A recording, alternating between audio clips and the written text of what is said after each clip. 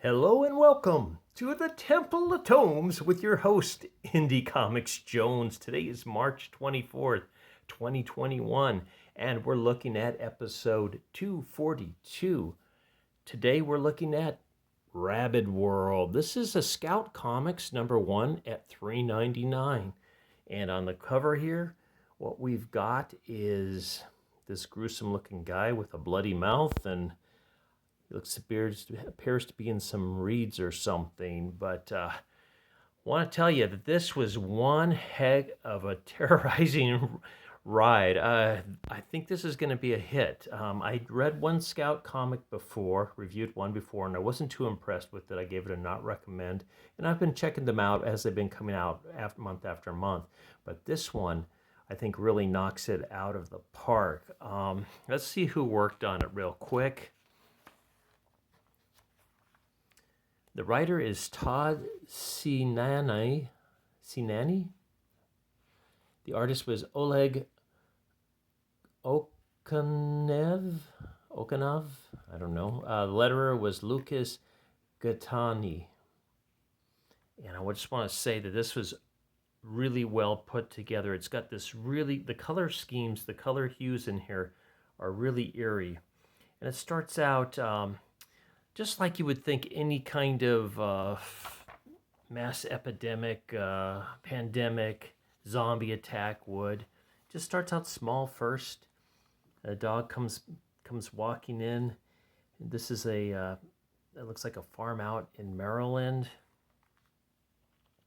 Notice some blood on it. The owner's concerned about it. In the meantime, we switch to a research lab, and they're looking at microbes and whatnot. And this guy's name is, I think it's Frank Oster.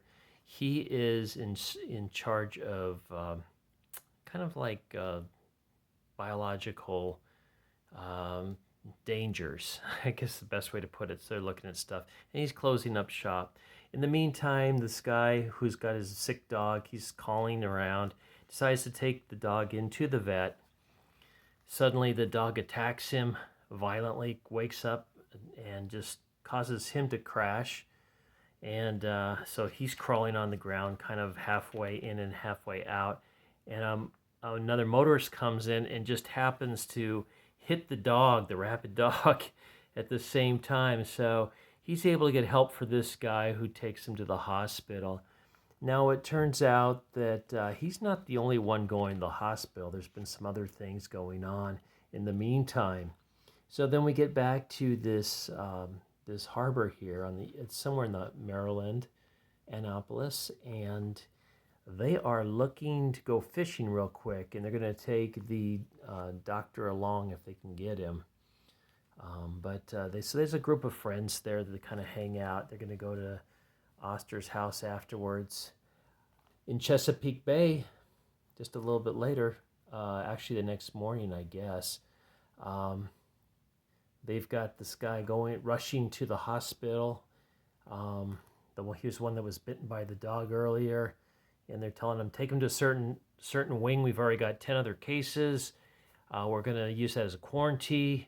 And they notify the CDC. Apparently, though, there's been an outbreak all over the East Coast. And in the meantime, then it's dinner time. And I believe this is on a Saturday because they're not at work. And they're eating the fish that they had caught that day and enjoying it. And then they start talking about, because it's the Dr. Oyster, he starts talking about ways that microbes can be transmitted. Because the other guy he's talking to is really freaked out about zombie attacks. He says, well, zombie attacks, it can happen, but we've got these other things we can worry about. And the last thing he gets to is he talks about rabies. And so he kind of freaks out the dinner guests a little bit. Then we switch back to the Annapolis hospital, and it's a bloodbath. Not really showing what's happening. The doctor is driving home from their dinner party. He gets a call, go to the airport directly. Don't go to the terminal, go to the helipad. We're shipping you to some secret fort where they do biological experiments and whatnot, biohazard materials. So they get there. They climb aboard the helicopter. They take off. In the meantime, the doctor calls his friends. They just had dinner with him, tells them what's going on. He says, just get to a safe place as fast as you can. This could be bad for a while. So they take off in their helicopter. They're flying through the city.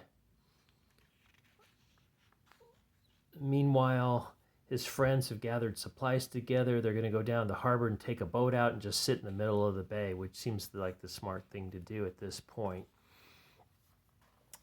The helicopter was supposed to make one more stop to pick up one more doctor, but as they neared the building, it got overrun, so the helicopter will go right onto the fort. Meanwhile, the guys that are loading up the boats, they notice that there's a whole bunch of people running at them, Rabid people, so they start firing at them. It gets pretty hairy. It gets pretty hairy pretty quickly. It's the setup on this was wonderful. This is a recommend, by the way. If you like zombie books, you'll probably like this. At this point, I don't know which way this is going to go, but right now the whole East Coast is just under attack from Rabid, this fast spreading Rabid. So they all get on the boat and they are able to make it to the center, but now they're just wondering what's next for them. They're just kind of out there by themselves. And as the helicopter heads towards the fort. So that's what we've left with. We've got one group that's on a boat. Well, the coastline is burning and just all chaos is taking place. And the other doctor and his wife are heading towards a fort to see if they can discover a way to stem this disease or whatever that it is that's going on. They're not quite sure how it's happening, but it's many cases kind of popped up simultaneously. So Rabid World, issue 2 is coming out in June of 2021. This is a recommend, as I had mentioned before. Really loved it. Nothing really different on the back. It looks like just kind of a grayscale reversed of this photo here, or this cover here. So, good story. Good. Oh man, had to catch my breath on that one. It was page turner, like you couldn't believe.